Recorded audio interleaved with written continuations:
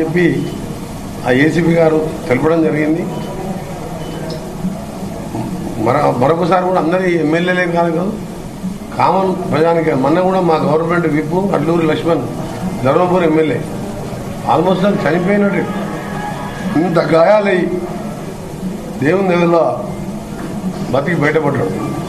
నాకు కూడా ఎన్నోసార్లు నేను 25-30 సంవత్సరాలు ఎమ్మెల్యేగా ఎంపీగా మినిస్టర్గా ఎన్నో గ్రామం ఏదో హడావుడిగా పోతుంటాం స్పీడ్గా తొందరగా అన్ని ప్రోగ్రామ్స్ అటెండ్ చేయాలని అందరు కూడా విజ్ఞప్తి చేస్తున్నారు. సీట్లు పెట్టుకొని స్పీడ్ లిమిట్ కూడా మెయింటైన్ చేసుకుంటూ పోవాలని చెప్పి ముఖ్యంగా ఈ ఎస్కార్ట్ వాహనాలు కానీ ఎమ్మెల్యేలు కానీ ఏంటంటే అన్ని ప్రోగ్రామ్స్ ఒకటే రోజు ఎక్కువ ప్రోగ్రామ్ పెట్టుకుంటాం అన్ని అటెండ్ చేయాలని ప్రజలకు మాట ఇచ్చిన వస్తామని చెప్పి ఈ ఊరికి ఆ ఊరికి కొన్ని పెళ్లిలని కొన్ని ఇనాగ్రేషన్ ఏది ఉన్నా సరే సీట్ బెల్ట్తో పాటు స్పీడ్ లిమిట్ కూడా పెట్టుకొని పోతే మంచిదని చెప్పి కూడా అందరికి కూడా విజ్ఞప్తి చేస్తున్నా.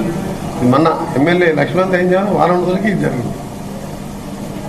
సరే ఏదేమైనా సరే లాస్ట్ ఇయర్ చనిపోవడం మాత్రం చాలా మూడోసారి గతంలో నల్గొండలో మొన్న యాక్సిడెంట్ అయినప్పుడు తలకు గాయాలు తగ్గినాయి. అక్కడ హోంగార్డు చనిపోయిండు. అంతకుముందు లిఫ్ట్లో ఎమ్మెల్యేగా లిఫ్ట్లో ఎక్కిపోయి అది కింద పడితే అప్పుడు గాయాలైనాయి. అంటే దేవుడు చూడండి ఆమెకు ఇంత పగబట్టినట్టే తీసుకుంటాడు అనిపిస్తుంది.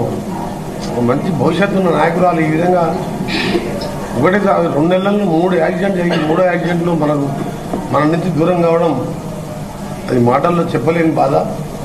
మా ప్రభుత్వం తరఫున మరొకసారి మా ముఖ్యమంత్రి గారి తరఫున కుటుంబానికి సంతాపం వ్యక్తం చేస్తున్నాం. తప్పకుండా ఆ కుటుంబానికి అండగా ఉంటుంది. డ్రైనేజు ఎంతో మంది వేల మంది పేషెంట్ రోజు ఎంతమంది వస్తుంది అవుట్ పేషెంట్ ఇన్ పేషెంట్ మొత్తం కలిపి ఇన్ పేషెంట్స్ మాకు 1500 దాకా ఉంటారు. అవుట్ పేషెంట్లకు 4000 రోజు వచ్చిపోతుంది. అవుట్ పేషెంట్ రోజు వచ్చిపోయే వాళ్ళు ఇన్ పేషెంట్ 1500 మంది ఎప్పుడు రెగ్యులర్గా ఉండే పేషెంట్లు వాళ్ళతో చూస్తుంటే అంత డ్రైనేజ్ లీక్ అయ్యి ఎక్కడికక్కడ కాన్ఫరెన్స్ హాల్ ఒకటి సూపరింటెండెంట్ గారి రూమ్ ఒకటే మంచిగా ఉంది.